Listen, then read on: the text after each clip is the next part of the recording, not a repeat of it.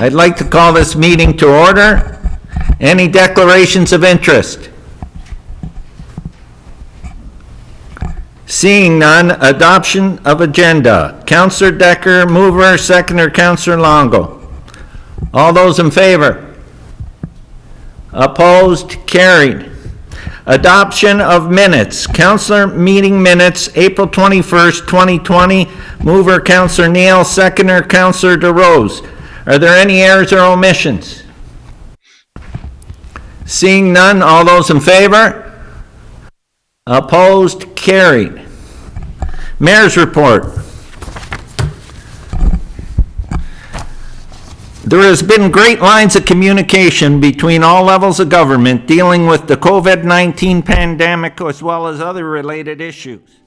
The area mayors and regional chair hold a teleconference every Wednesday.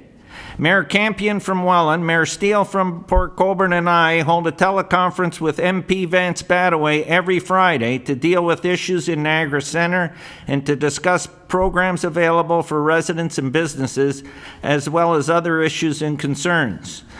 Manoj Dalwaria, Jeff Holman, Maria Morrow, and I had a Zoom meeting with our MPP, Jeff Birch, last Wednesday to discuss items that he can raise on our behalf at the provincial level. Our Emergency Operations Center group has met daily up till last Friday and will meet Monday, Wednesday, and Friday moving forward unless additional meetings are required. These meetings are also done using the Zoom meeting platform. Fire Chief Terry Dixon also sits on the Regional Emergency Group. The 12 area CAOs and Regional Acting CAO meet regularly as well to discuss issues not only affecting their municipalities, but also the region as a whole. Our city clerk, Donna Delvecchio, sits on the Regional Communications Group that develop and implement effective communication strategies like Stay Home Niagara.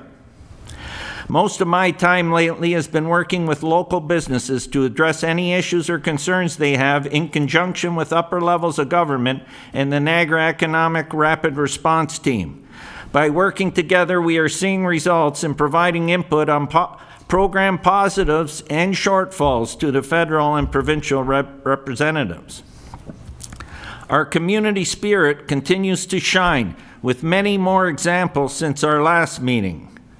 Mars Thorold Foodland made an $1,800 donation to Thorold Community Care for those in need. Our Heroes Support for Frontline Workers t-shirt campaign broke their original goal of $5,000. They are now at $15,000 and are aiming for a new goal of $25,000 to donate to the Niagara Health System. This will go towards a much-needed piece of equipment used to clean PPE for frontline workers.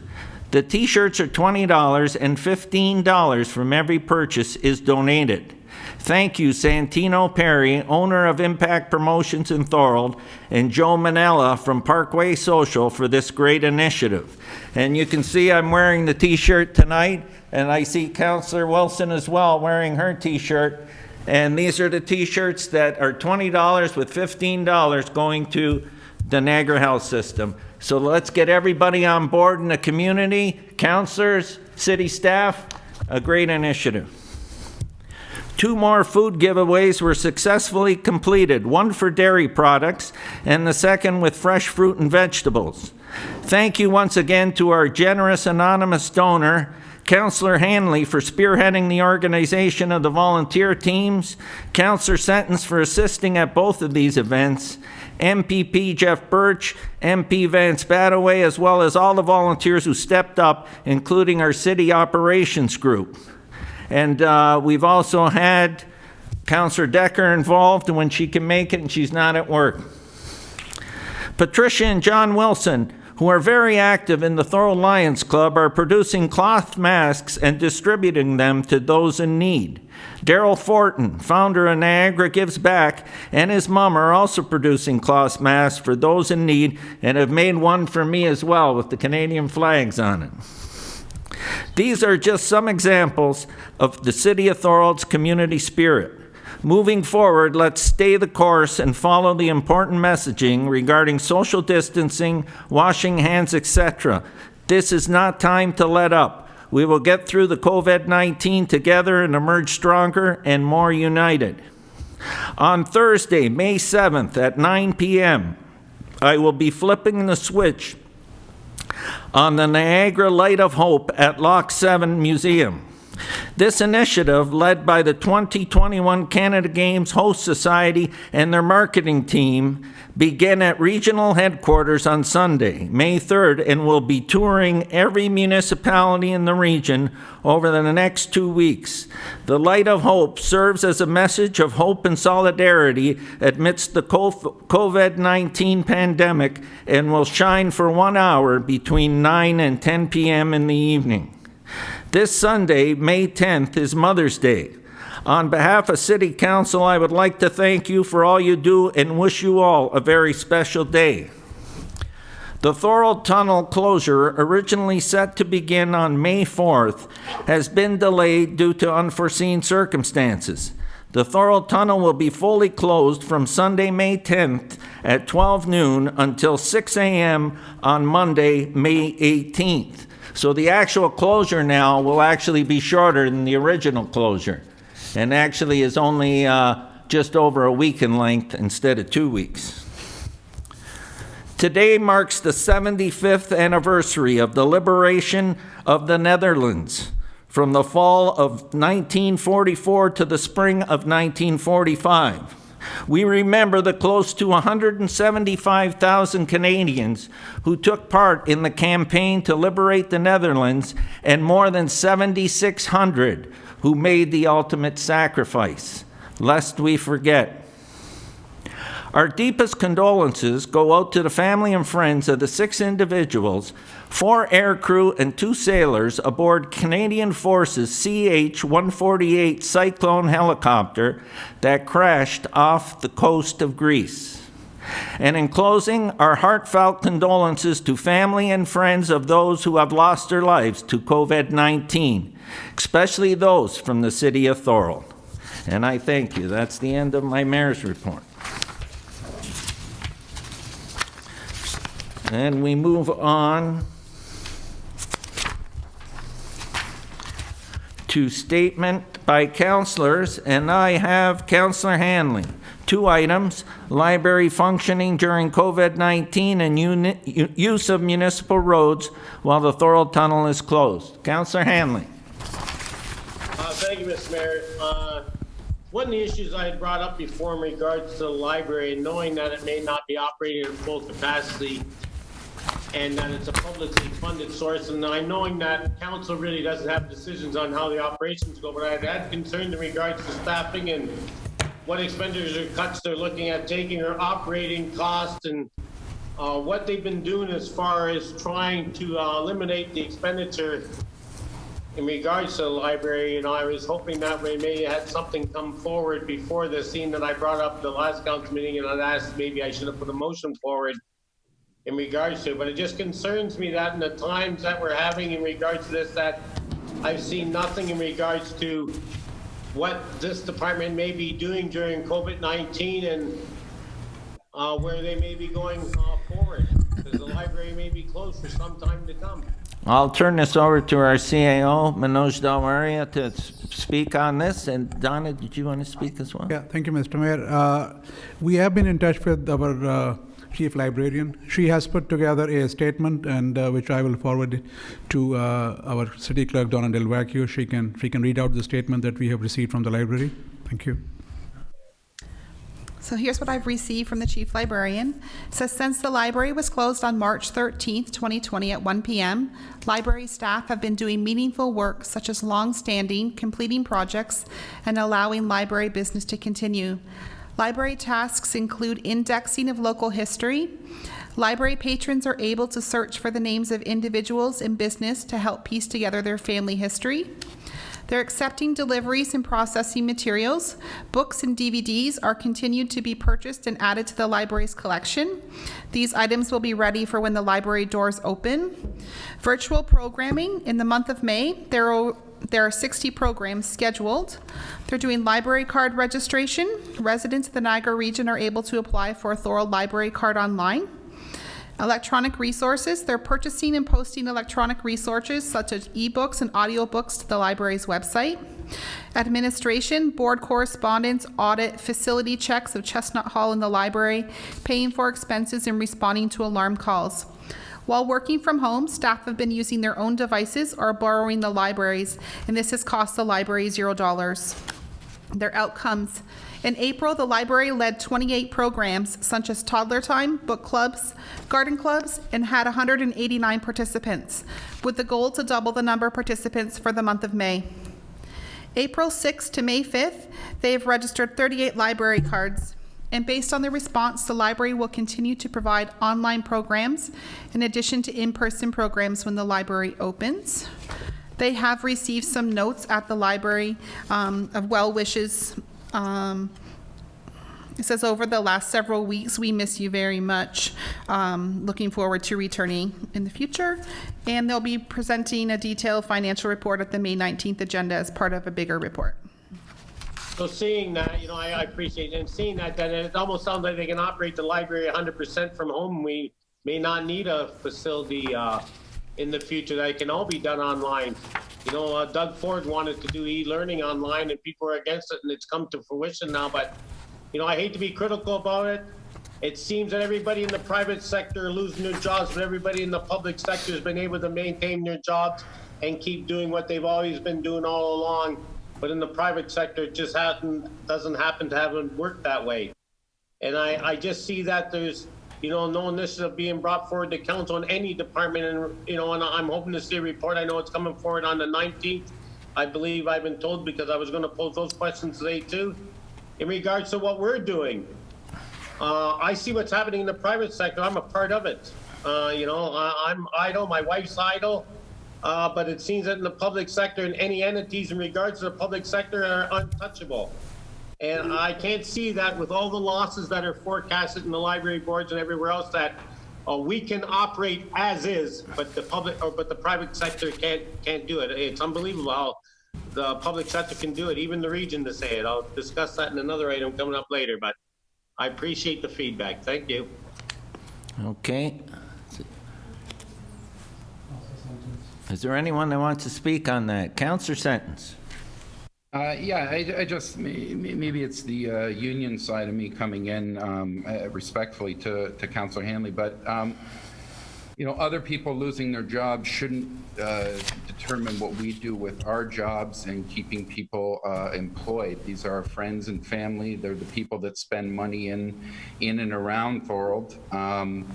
They are, like I said, friends and family. They are doing meaningful work. The government has said one of the mandates is to keep people working so they can spend money in the area. And I believe that the library and our staff, if we're not losing money and the taxpayer isn't being hurt, and we are, financially responsible, I still don't see why we're laying people off or want to lay people off.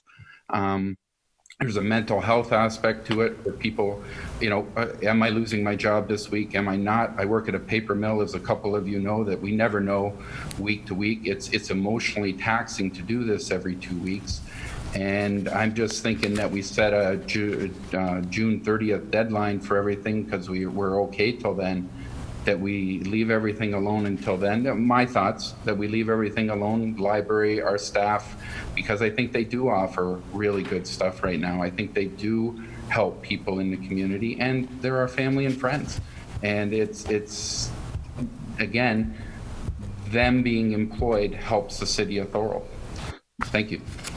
Is there anyone else that wishes to speak on that item? Councillor Neal. Thank you very much, Mayor. I would echo comments from Councillor Sentence that the economy will come back, and one of the main reasons the economy is going to come back and come out of it is that people like the city's employees and the library's employees are working, they have good jobs, and they will spend the money for us to get out and spend the money in the private sector that will help the private sector come out of the out of this particular dilemma. And so I think that, and I agree that we should take a look at it, and the library is taking a look at the staffing, and they'll bring a report back at the next meeting, and we can discuss it again. But they have laid off casual already, just similar to what the city has done, and we're all going to have to look at what we can do. But we got to respect and remember that what we do today will have an impact in 2021, 22, 23, and 24. And we don't want to go down the hole that some of the counselors in the past have gone down to the 0% increases. And all of a sudden we have to spend 10% increases in the next few years in order to come back. So we want to take a serious look at it. I agree with Councillor Hanley that we have to take a look at it, and let's put our heads together and come up with a good plan. Councillor DeRose and then Councillor Wilson. Through you, Mr. Mayor, I have to agree with Councillor Hanley. I don't think enough's been done, not to rain on anybody at times like this, but it seemed like no one complained that last meeting when the crossing guards were the first to be cut. And it's not like we're trying to cut anybody, but also our friends and family are taxpayers of the citizens to the city of Thorold, and we have to look out for our taxpayers' dollars also. So I'm in agreement with Councillor Hanley. Thank you. Councillor Wilson. Thank you, Mr. Mayor. I'm in agreement with Councillor Neal and Sentence. I do appreciate that we have laid off casuals, and I think it's a great thing that we have meaningful work for our long-term employees. I know there is a high cost to recruiting and training and developing people. So for us to lose people if we don't need to, if we're still offering services at the library, we're still helping families. I think it's in our best interest to keep that going. Also, just on the comment of e-learning, I think that's a great idea, but it's not very good learning. And I can speak to that personally from the past 2 months. It is very challenging, and I'm sure Councillor DeRose could echo that as well. I don't think, I'm speaking personally for me and any other parents I spoke to, teaching our kids that way is rough and tough. I don't think it's effective. And there's something fantastic about going to a library and picking out a book and the programs they do there. It's so wonderful for our community. So how can we just start, we can't just start cutting apart our community in ways that we come together, because we're going to need that more than ever when the doors start opening. Maybe the library won't open the way it was before. Maybe we'll have, only 5 people in at a time or 10 people, whatever that is. But I can't imagine a Thorold without a library, and I don't want to. So I'm all for supporting our staff, and if they're doing meaningful work and catching up on things that they've been backlogged in, hey, that means we don't have to hire another person next year to catch up on that work. So that's my comment. Thank you, Mr. Mayor. Thank you, Councillor Wilson and Councillor Hanley. Just one thing, we haven't laid nobody off. We didn't lay no casual laborers off. They were already laid off pre-COVID from last work season. They've just never been called back. So nobody's actually lost their job. We've never laid anybody off. So just to make that point, we just haven't called back the workers we were going to call back.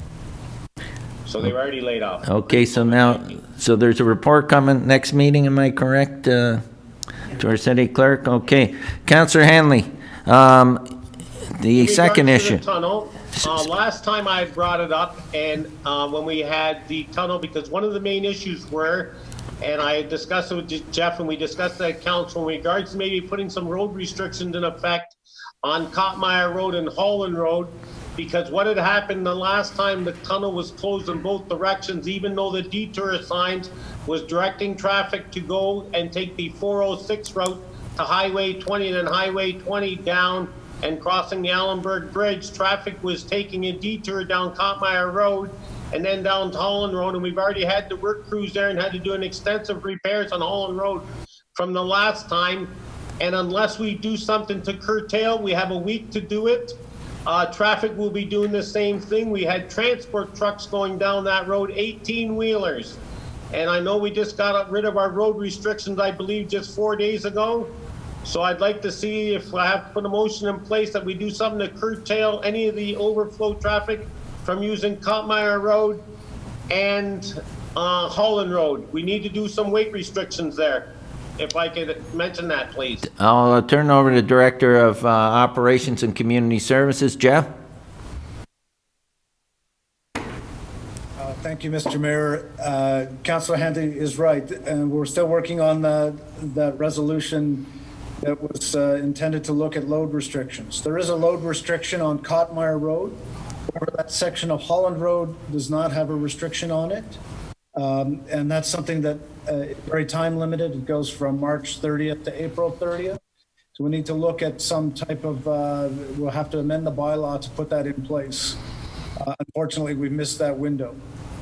However, you may recall, Councillor Handley, that the issue last time had to do with the closure of Highway 20 and the work that the region was doing on the culvert just on the west side of the Allenberg Bridge.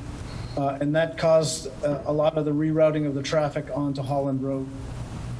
In this particular case, the tunnel closure is responsibility of the Ministry of Transportation, provincial jurisdiction.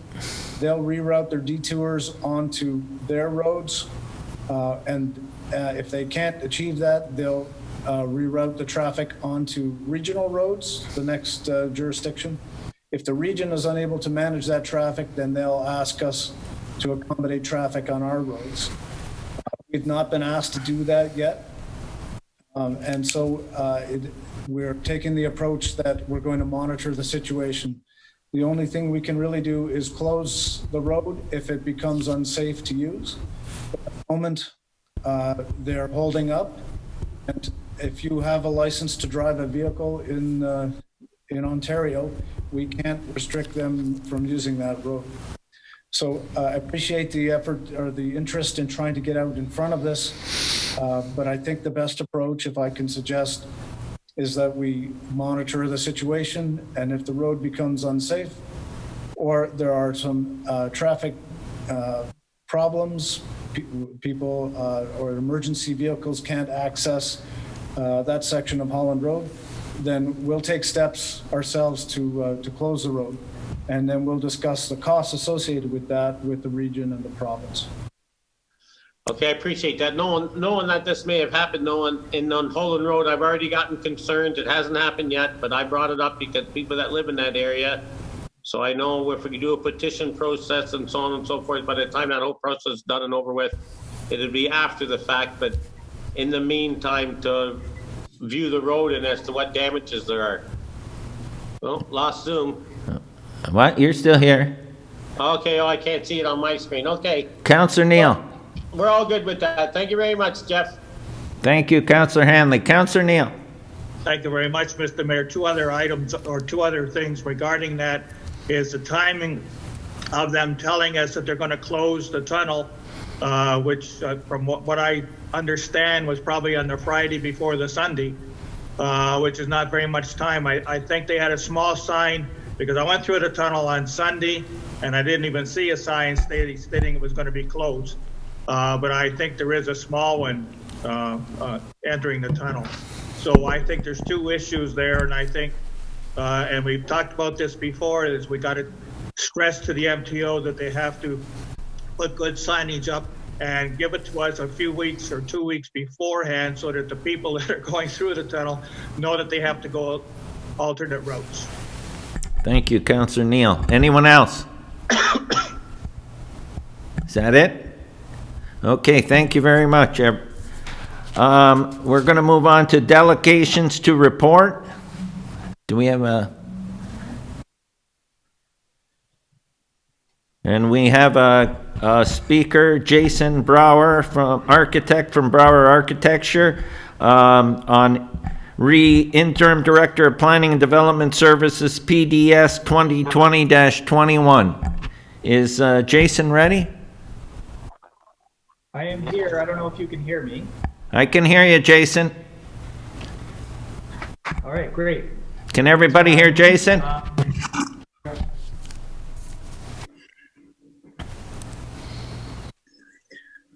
So thank you for having me. I will keep this brief. Speaking to the minor variance for the Kottmeyer Road project, I understand that you would have all of the documentation in front of you. So the reasons for the variances, which are minor in nature, is just so that we can build primarily on the south end of the property. The lot coverage statistics for the zoning are fairly low given the use compared to what's typical. And we're asking for a variance for a couple of the setbacks, the south side and the west side, so that we can utilize the regular shape of towards the north of the property for our septic bed and our stormwater detention area primarily, as well as our parking. And due to the fact that we have a 14-meter MTO setback to deal with as well, we needed to have the building a little bit more to the south in order to make that work. And there's also a variance requested for the planting strip along the property line, which the detention channel will be somewhat grassed as well, and it's not really shielding anything as is noted in the report. So we think that variance is suitable as well. Unless there's any questions, that's pretty much all I have to say on it. Thank you, Jason. Does any councillors have any questions for Jason? Go ahead, Councillor DeRose. For you, Mr. Mayor. Jason, can you tell me the actual size of the land you're speaking of, please? The actual size of the lot? Yes. It's 16,613.9 square meters. Square meters? Yeah. Thank you. Any further questions for Jason? Seeing none, thank you, Jason, for your presentation. You're welcome.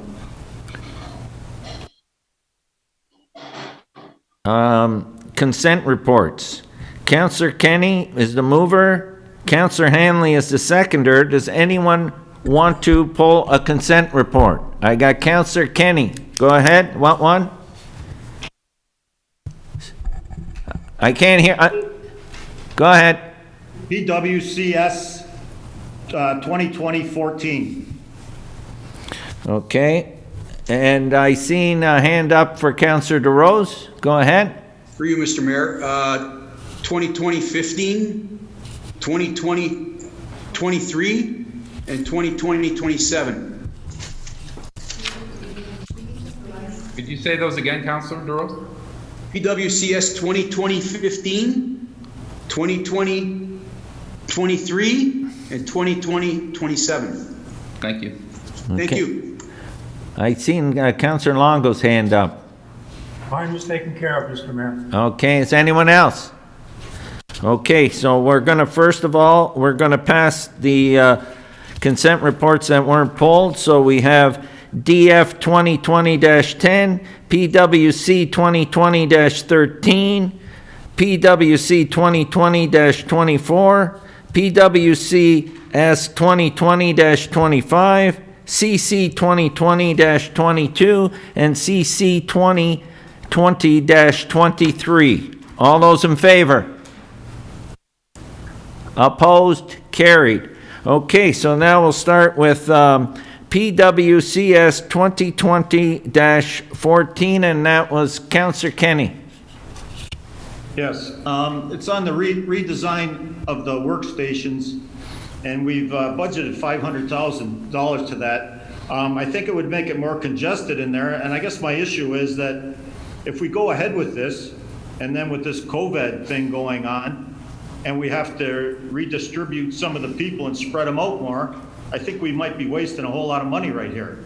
So I'm just wondering if we should wait on this one.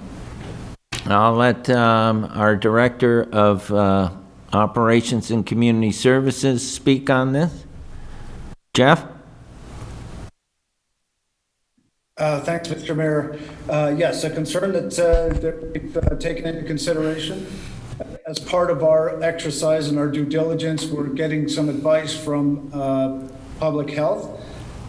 Based on our preliminary conversation with them, they're indicating that the return to work is going to focus on on employees protecting themselves and not relying so much on workstations being the sole cause of trying to protect employees. So as an employer, we have a responsibility to protect our employees. We're aware of that. But what we're proposing here is, although they're smaller workstations, the partitions are higher. They're a little bit more private, and but that's not to say that we're not going to have to do more work to look at maybe the HVAC system and some other policies that will have to do with you know, the timing of when we have lunch hour and how we work breaks, for example. So yes, there's some work that needs to be done, but it really has more to do with practices as opposed to physical office sizes and limitations.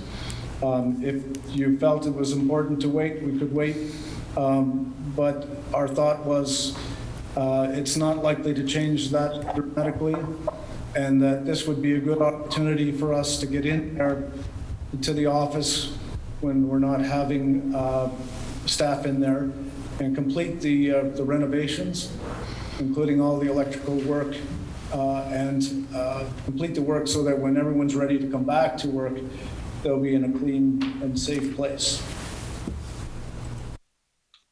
Okay, my concern was that, like I say, that we do spend a whole lot of money here, and then we get some regulations from the government where we've done some things that, you know, don't fit the criteria, and we got to spend more money.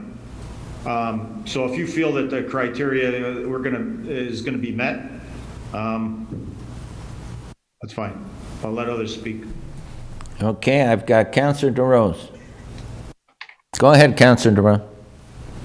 Yep, unmute. You have to unmute your microphone. Through you, Mr. Mayor. I have to agree with Councillor Kenny. To the Director of Operations, through you, Mr. Mayor. Are we just guessing on this, Jeff, or is it, like, to me, it's just an educated guess? Mr. Mayor, yeah, fair enough. We're looking as we go. We don't have past experience on this, and that's why we reached out to Public Health.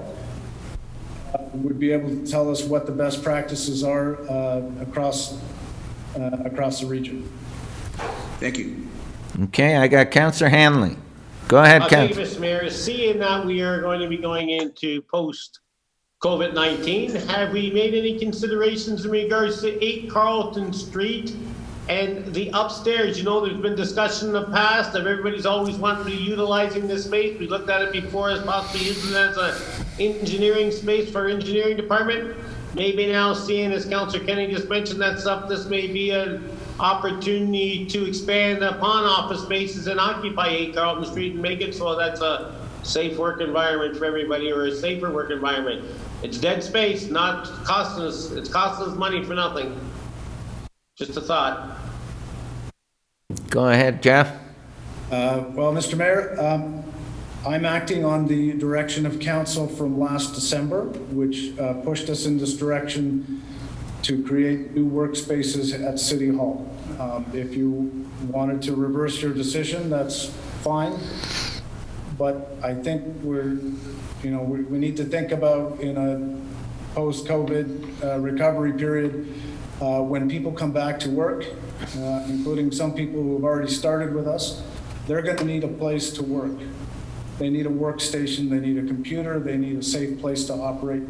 And if there are issues with respect to safe distancing that haven't been thought of, or there are new regulations that are coming, we've already been working in the last 6 weeks. Some staff have been working from home. That can be a cost-effective solution, as opposed to starting from scratch and revisiting the whole 8 Carlton issue again. Well, I respect that too. So maybe we could follow the step, and at a future meeting, I could bring something forward in regards to 8 Carlton Street and the direction we might take with that. I respect everything, but that, we done past that in December, not knowing, none of us knew it was going to be coming in the future. But we may need to look at occupying that space and using it for our benefit in the future.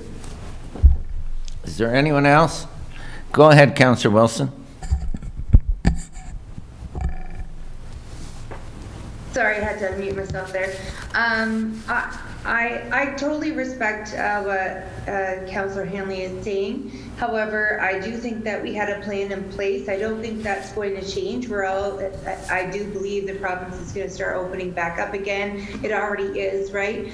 And we're going to have need for the staff, and they are going to need a place to work, like Mr. Holman said. So I believe we've invested so much time and taxpayers' money into preparing these workstations, doing the research, doing the planning. I think it's irresponsible to just stop now, pivot and look at another space. I feel that we just continue as we had planned, and I think, okay, maybe they won't be occupying it in the next month, but certainly this year that would be happening. I think the cost of changing now outweighs the potential concern. I just don't see that we're never going to be back in the same workplace together. So that's just my opinion. I think we stayed the course, and we had our staff work on this. Let's let them move forward with the plan. I don't want to restart again, and then we're another year behind. That just doesn't make financial sense to me whatsoever. Thank you, Councillor Wilson. I got Councillor Decker. Go ahead, Councillor Decker. Thank you, Mr. Mayor. I just want to reiterate what Councillor Wilson said. I agree with her, and I have all the confidence in Jeff that he's making the right decisions, and we should leave things as is and just continue in the path that we're going now, and perhaps bring it up at another time, like Councillor Hanley said as well. I have the CAO that wants to chime in. Yeah, thank you, Mr. Mayor. We have looked at 8 Carlton earlier, and the reason why we have decided to update the City Hall here and create more workspaces here, so that if anyone is coming to the City Hall, is one service shop that they can pay the financial bills, or they can talk to the building department, or with understanding that this expansion is going to buy some years, and ultimately if we go further expansion, we might need to go to 8 Carlton, but this expansion here would able to satisfy our needs for, I would say, about next 3 years or so. We did consider, as I said, we did consider 8 Carlton in the past, and the reason, as I said, then we have to have, initial thought was that we'll have our engineering departments or building department relocated at 8 Carlton, but then it was decided that we have, based on pros and cons, it is better to have everybody here.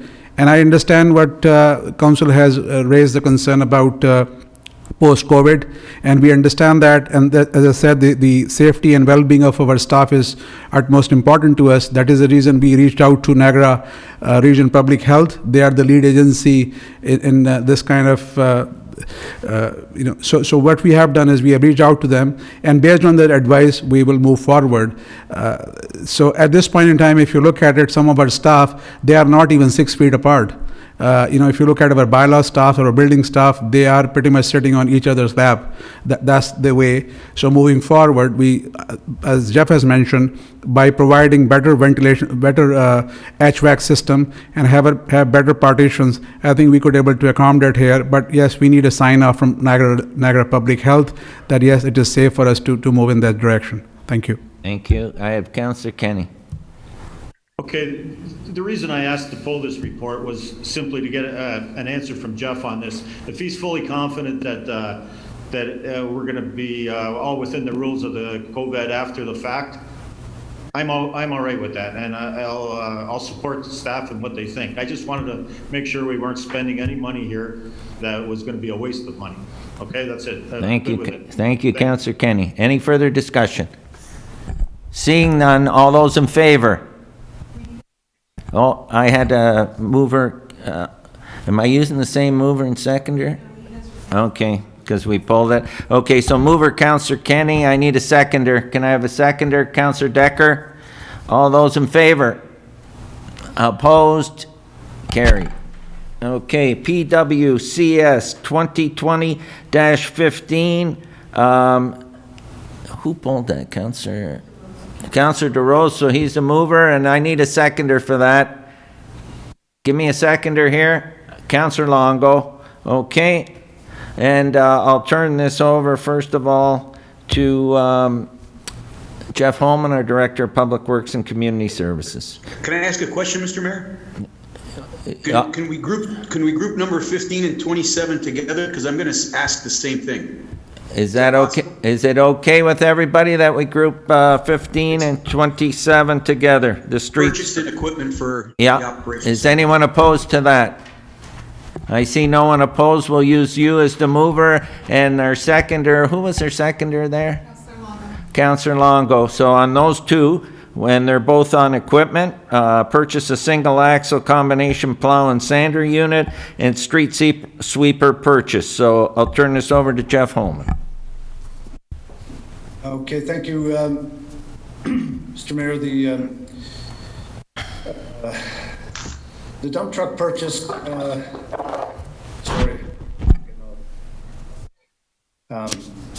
the dump truck purchase is using development charges. It's something that we need because our current fleet isn't able to keep up the same level of service.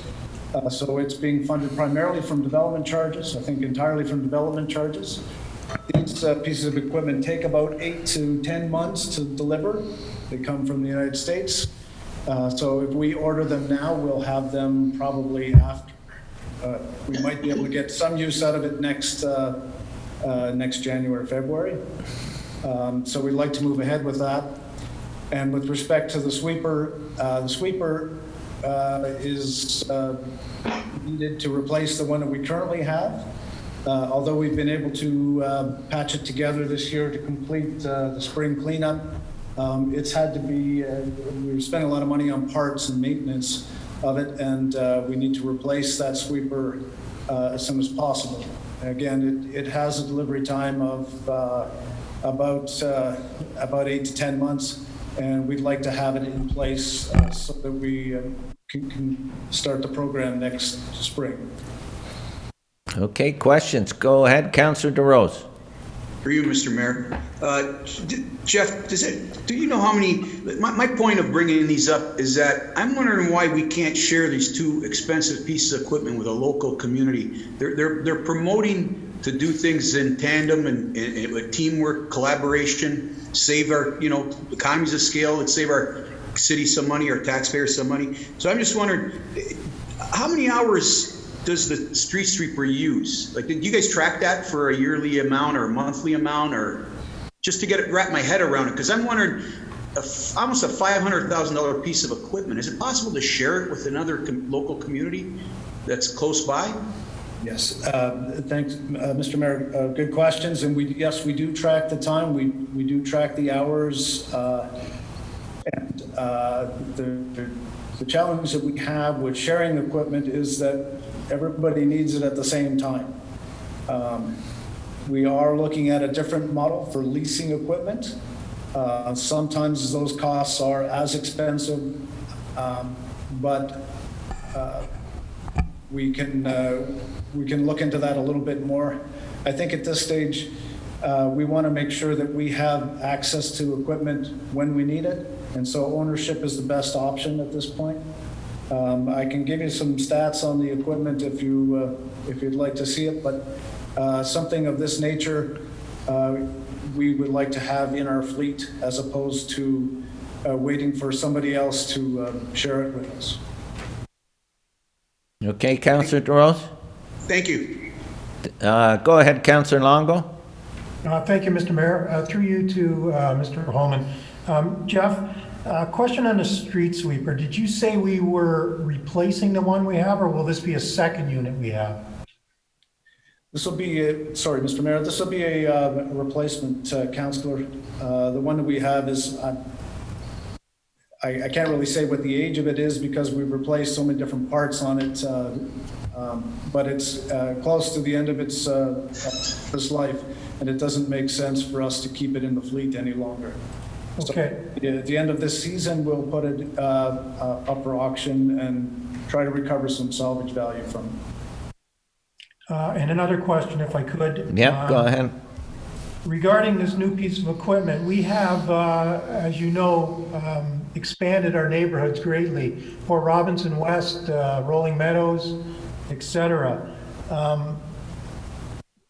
Do we sweep streets out there?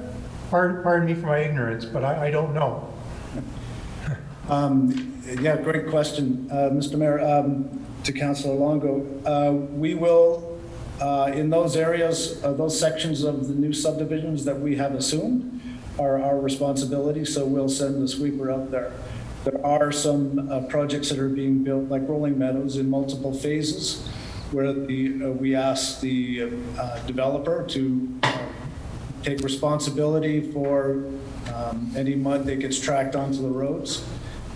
So we use them and their resources to clean up areas that are related to development. But yes, we will be having our sweeper get to those new areas of development that we'll be assuming in the next year or so. Okay, which is great because we need to service our growth, obviously.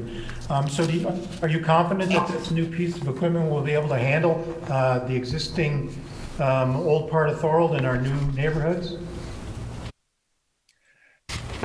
Go ahead, Jeff. Yeah. Yes, Mr. Mayor. Yes, the equipment fortunately can work longer than the number of hours that are available for the operators. So we'll be able to work on weekends and overtime situations to stay on top of the dirt and debris that gets tracked throughout the area. Initially, we have the spring cleanup where you have the road sand to clean up. And then during periods like we've gone through recently where we get a lot of tracking adjacent to development, this will do the job for us. Okay, thank you. Any further questions? Seeing none, we're doing PWCS 2020-15 and PWCS 2020-27. All those in favor? Opposed? Carried. Okay, and we have one more item, and that is Arena Ice Plant Replacement Design Award, PWCS 2020-23. And again, I'll ask Councillor DeRose to move that, and Councillor Longo, you're going to second that? Yes. Okay, and so I'll turn that over again to our Director of Operations and Community Services, Jeff Holman. Thank you, Mr. Mayor. What we're asking for is authorization to complete the engineering design to test the ice plant and to make sure that it's fit so that when we start it up, hopefully this fall, any improvements or repairs can be put in place to make sure we can put ice in the arenas. Okay, speakers to that. Any questions? Councillor DeRose, go ahead. So is this just a design of it? I thought it was, we were designing to get a new one. Am I correct or not? Well, Mr. Mayor, that may be the end result depending on the scope of the work. What we're looking for here is a comprehensive review of the ice plant, how it functions, and what are the immediate repairs. We'd like to have kind of a long list of improvements and determine what we need to get through a couple more years, if possible, and what we need to do right away in order to have ice at least in one path. Go ahead, Councillor DeRose. Now, Jeff, through you, Mr. Mayor, is that kind of outdated since it's a year old now? Are they going to come back at us and say it's going to cost us another 10, 15% more? Or is that a possibility? Mr. Mayor, I don't know what they're going to say. That's why we want to get a good look at it to see what improvements need to take place.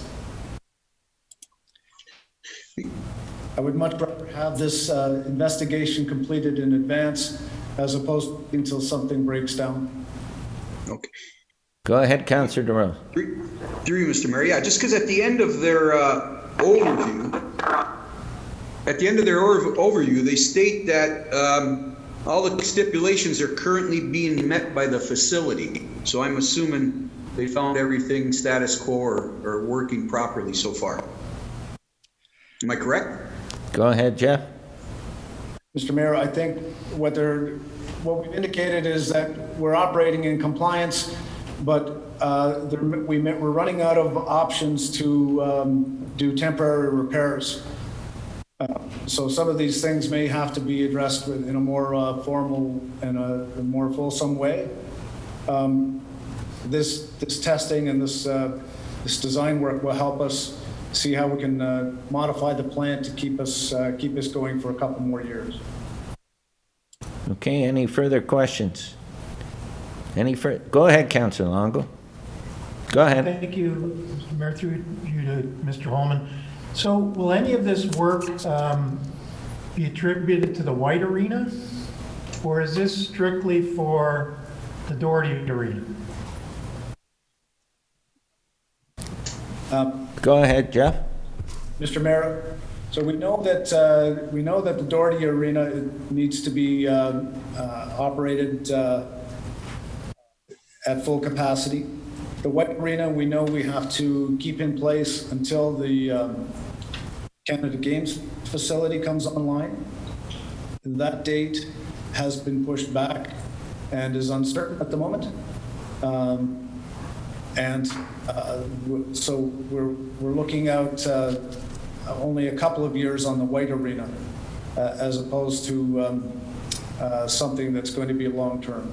If the recommendation that comes back is that we need to spend a considerable amount of money just to keep the basic level of service, that would be the subject of another report, and we can make a decision about what happens at that stage. But right now, we're looking at how we're going to keep this ice plant going for the next couple of years. Okay, thank you. Okay, any further questions?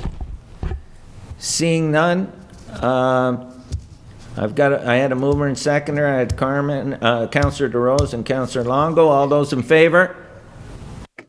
Opposed? Carried. Okay.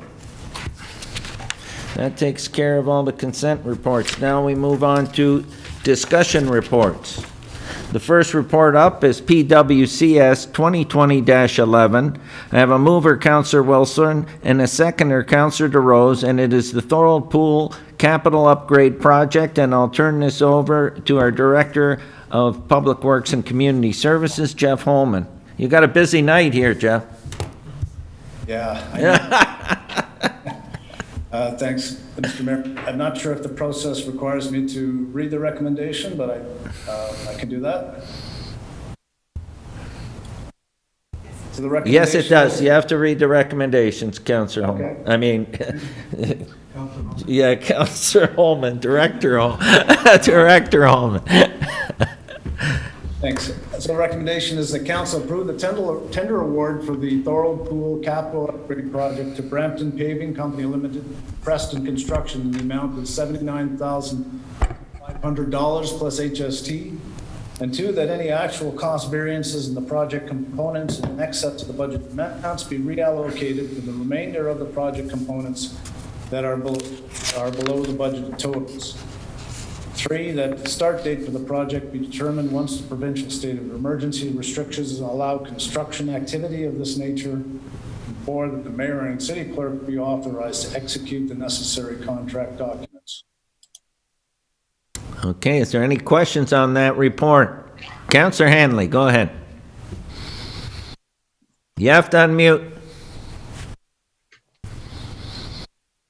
Just in regards to the lighting, you know, I know in that it's been 11 years and I'm not sure if it's incandescent lighting there or if it's LED lighting, and I'm wanting to know, do we know what we're replacing it with? Because there's an expensive difference in costing for LED lighting to incandescent for in-pool lighting.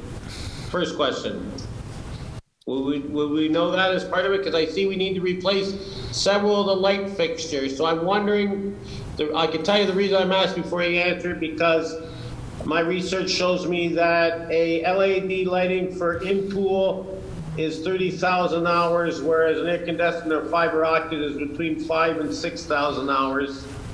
And what it would cost us to replace them would save a significant amount of money, seeing that the pool's only actually been in operation 38.5 months. It may be 11 years old, but it's only actually operated 38.5 months of those 11 years. 1,140 days, and the lights have only been on for 9,120 hours. So I'm just looking at, because it could be a substantial amount of savings over the lifetime.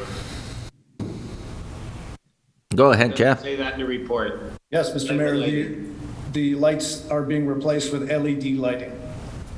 Okay, I appreciate that. Just to give you some, because the iridescent lighting in there costs about $32 a year a light bulb, and an LED light bulb would cost us about $5, seeing that we had the... Now, another thing, I don't know if you would know this, Jeff, if I can, in the pool, is there any other updates that are becoming? Is the pool leaking? I'll be up front. I've heard rumors that in the past we've been losing water in that new pool. We've been having to refill it because it's leaking. I'll turn that again over to Jeff. Thanks, Mr. Mayor. Yes, there are some cracks, and some of the parging near the top of the walls are starting to pull away. And the result is that water is getting back in behind, and if it's left unattended, it could cause some problems for us structurally in the future. So yes, the pool does need to be fixed, just to make sure it doesn't get worse, and also to control some of the leakage. Okay, thank you very much. I got Councillor Kenny. What's going on here? Okay, now I got you. Okay, that's what my question was. It's in the report. It says holes in the plaster that's allowing water to go beyond the pool walls. And now we're paying $70,000 to get this upgraded. I think we got to take better care of our assets. To be fixing the plaster that's allowing the water to go through the walls. The gripping around the pool, it says, is no good. Changed. We should.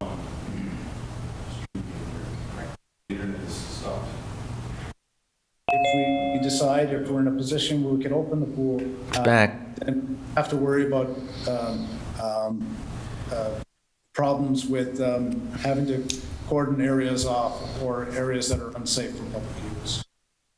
Okay. So I understand that, and I'm good with the repairs and whatnot, but I do agree with Councillor Penny. I mean, pool maintenance is really important, and the pool's not that old. It's only, what, 11 years old, or so. And I agree, it's not like your fault or our faults, but yeah, we need to make sure that the maintenance is kept up like yearly on the pool and stuff, and that if there are any issues, that they get, nipped in the butt before that they get out of control.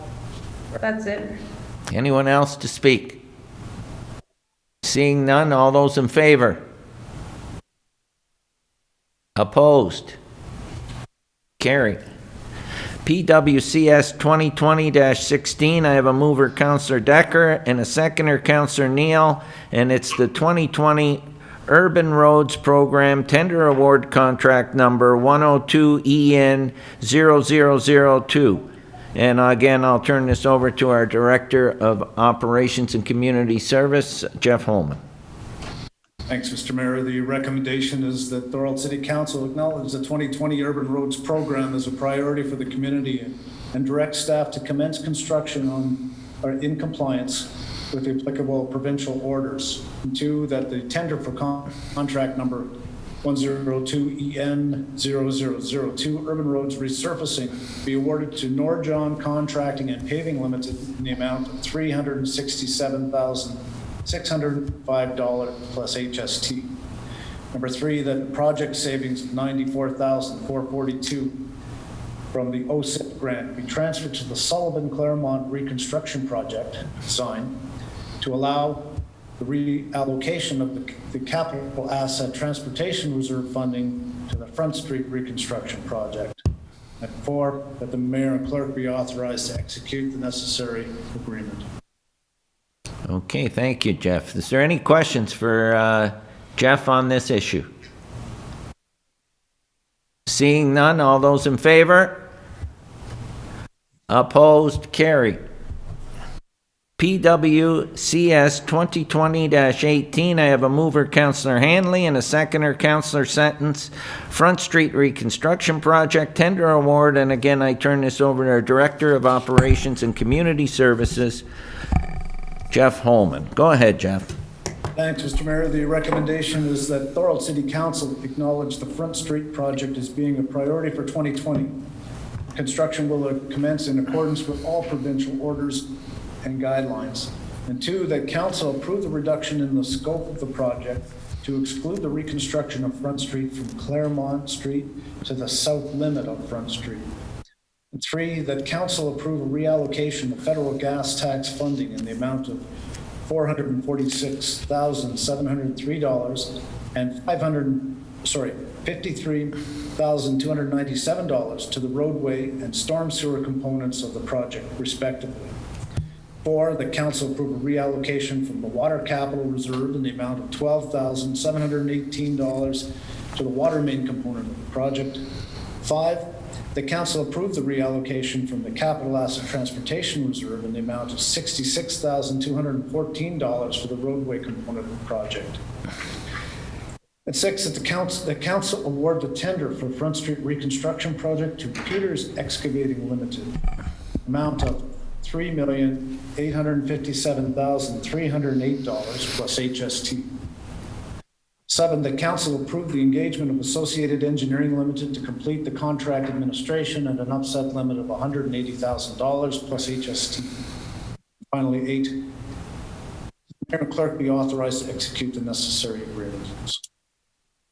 Thank you, Jeff. Any questions for our Director, Jeff Holman? I have Councillor Longo. Go ahead, Councillor Longo. You're good. Just a few short months ago, we passed a budget to complete this job at $3.8 million. Can you explain how it could come in over $1 million higher than we budgeted? Go ahead, Jeff. Thanks, Mr. Mayor. The short answer is no.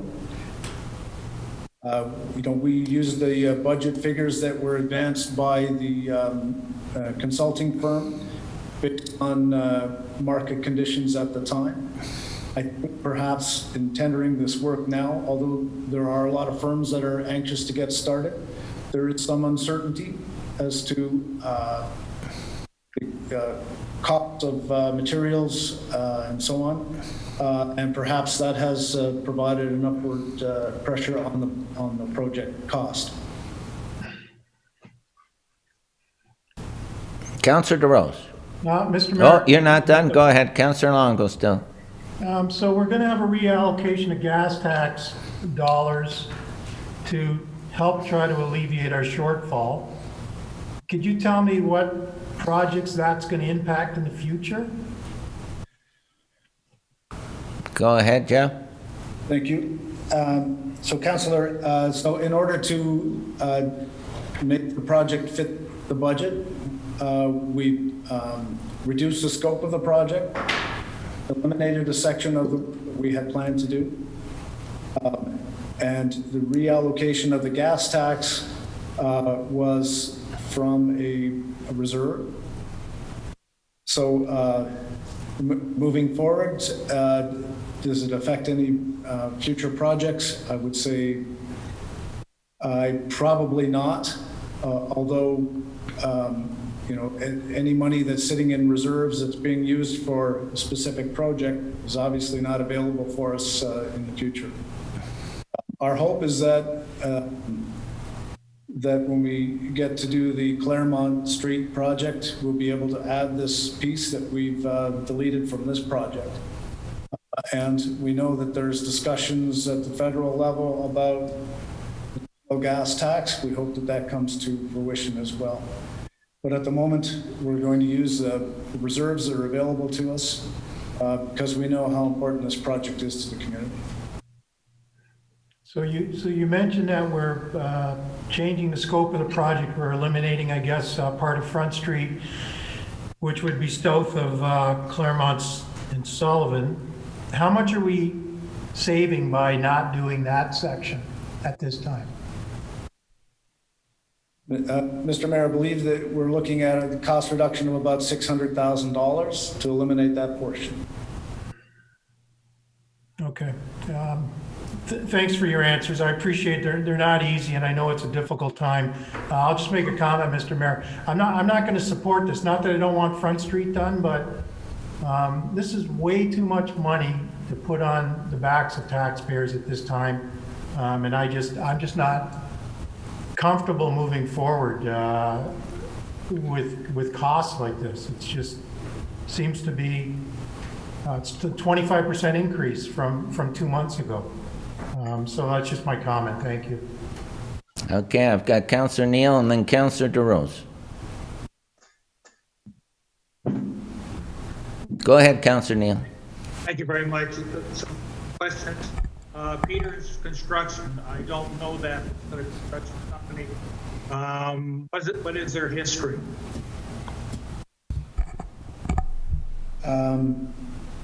Peters Excavating, Mr. Mayor, has completed a number of different projects of this nature.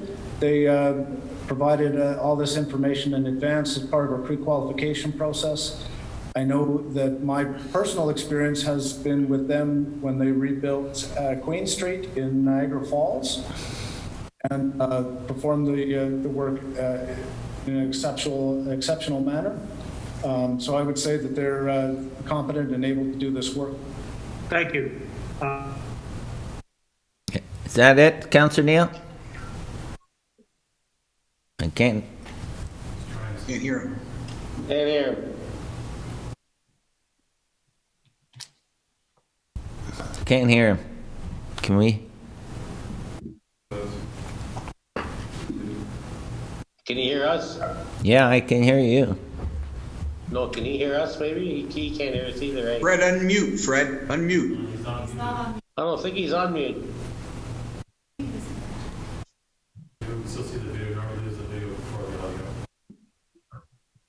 I don't think he can hear us. I can't hear it, no.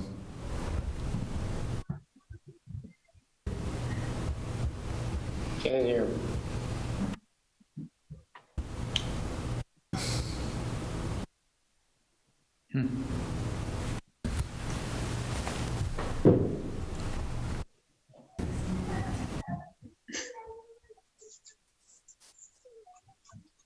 I'll just agree with him. Well, can we move on to Councillor DeRose until... Yeah, go ahead, Councillor DeRose, then we'll try and go back to Councillor Neal, okay? Through you, Mr. Mayor. Jeff, no offense, but I'm having a problem digesting a 25% increase in the, if I was doing a job at my house and 2 months later the guy says it's going to cost me 20, I have a problem with that. And no offense, you're doing a great job, but the explanation just doesn't sit well with me. And I can't support a 25% increase in a project that there's no explanation as to inflation in a couple months. There's no way. So I'm having a problem with over a quarter increase in the cost of this project. Thank you. Councillor Neal, can you hear me? Yes. Okay, you want to speak again? Because after your first question on the contractor, we couldn't hear anything you said. Could you repeat it? Okay, I just reiterate Councillor DeRose's in regarding the $738,000 increase, and I think we have to do an analysis and look at it because we're going to have other projects to look at down the road. My last comment was regarding we have 50 to 100 businesses downtown. We have to look after them, and this project should go ahead because it's all part of us getting back to work again, and all those small businesses do carry other people and workers, and I believe that this project will help revitalize the downtown. Thank you. Councillor Sentence. Yeah, thank you, Mr. Mayor, through you. Just for clarity, I don't like the increase either. I think our downtown has waited a long time for this and needs it to go forward. But is it, you say gas tax, what is the implication on the taxpayer? What is on the levy for the increase? Does it hit anywhere on the levy, or is it just through reserves? Or maybe Maria's the one to talk to, I'm not sure. Well, Go ahead, Maria. the overrun itself is not being funded from the levy. It is being funded from a portion from federal gas tax and some from the water reserve and some from the sewer reserve. So indirectly, is there an impact to the levy? No, there isn't. But of course, as you use reserves, it may impact you in the future because, you know, the funds have been utilized. To Councillor Longo's earlier question, there was a placeholder in the federal gas tax to do St. David's Road, which was deferred until 2021. And that's the part of the funds that we will be utilizing for this project. The federal gas tax is replenishable at this point, so we do expect another $570,000 minimum in 2021. So, you know, indirectly, there is no direct impact to the levy. I believe in the original numbers, there was a very small amount that was being levy funded. Don't quote me, but I think it was about $38,000. You know, long term, as you use reserves, you know, the funds won't be there to do other projects. Okay, thank you, Mr. Mayor. Just one more question, or one more. I think this project has to go forward. It's been a long time coming, a lot of planning, a lot of hours put into it. I'm glad to hear it's not directly hitting the taxpayer. That's good. And we'll have to deal with it with gas tax money in the future. And that's just my opinion. Thank you. Okay, Councillor Decker. Thank you, Mr. Mayor. So are we depleting all the funds then in the reserve account? No, through you, Mr. Mayor, we will be depleting the federal gas tax portion. That will go to zero. But again, we anticipate that we would get an additional $570,000 next year for federal gas tax. Perhaps they'll do another doubling up, a top up like they did this year where we got double the money. We did Barron Road with it. For the capital asset reserve, transportation reserve, I think it leaves us with about $1 million in that reserve, which I think we should maintain a balance just in case any of our other projects or this one runs into any difficulty. And you know, we need to utilize a reserve. The other thing is, you know, the $1 million, if the federal government or the provincial government does come forward with some stimulus money, at least we have something that we could pay down our share of any stimulus funding for grants. Okay, thank you. Okay, we're working hard with Vance. Our MP Vance Badaway is really working hard to try and get double the gas tax funding and rebrand it like we did last year. So that's something we're really pushing for. The gas tax is there. It's not going away, but we're trying to get that gas tax to be not a one-year increase, but a permanent increase. And it's something that our MP is really lobbying for at the federal level. So that's just a little input on the gas tax. I can just say that from my personal, what happened? Jim's sharing the screen. Okay, we're all back. We're all back. Yeah, the businesses downtown, this is a good time to do this project because of the position we're in. The last thing the businesses downtown want us to kick it down the road, and then when they get back to normal, we're shutting the street down again. And that's why it's so significant that this project get done this year. Anyways, any further discussion? Seeing none, all those in favor? Opposed? Carried. Okay. PDS 2020-21.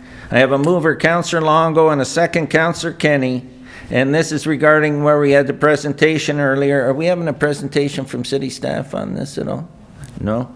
Okay, the minor variance application for Thorold PT Lot 147 RP 59R 13649 Part 1 Cottameyer Road. It's Planning and Development Services. We have no speaker to this. Are you going to read the report?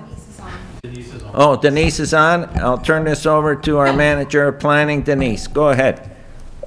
Thank you, Mr. Mayor. The recommendations of the report are as follows: that council support the recommendations contained within Appendix 1, and that council consents to their electronic signatures being added to the notice of decision for the minor variance application. We added this second recommendation this time to eliminate the need to email all of council and get their responses. So this will address that, and we won't need to do that again. And this concludes the report. Are there any questions for our manager of planning, Denise? Go ahead, Councillor Longo. Thank you, Mr. Mayor. Through you to Denise. Denise, are there any hesitations on staff's part granting this? Through the mayor, no, we are in full support of the application. Okay, and a final question. Has there been any written or verbal response from any of the neighbors? Through the mayor, no, we have not received any comments from the public on this application. Thank you. Is that it, Councillor Longo? That's it. Any further questions? Seeing none, all those in favor? Opposed? Carried. Any notices of motion? Seeing none, we have nothing in closed meeting. We move to bylaws. I have first reading of the bylaws. Mover, Councillor Wilson. Seconder, Councillor Sentence. That leave be given to introduce the following bylaws. Bylaw 57-2020, Bylaw 58-2020, and Bylaw 59-2020, being in that the same now be read a first time. All those in favor? Opposed? Carried. That the bylaws just read a first time be read a second and third time and do pass, and that the mayor and clerk do sign and seal the same. Any rules of this council to the contrary notwithstanding. All those in favor? Opposed? Carried. Favor? Opposed? Carried. Listen, thanks everyone. We got through another virtual meeting. Cheers.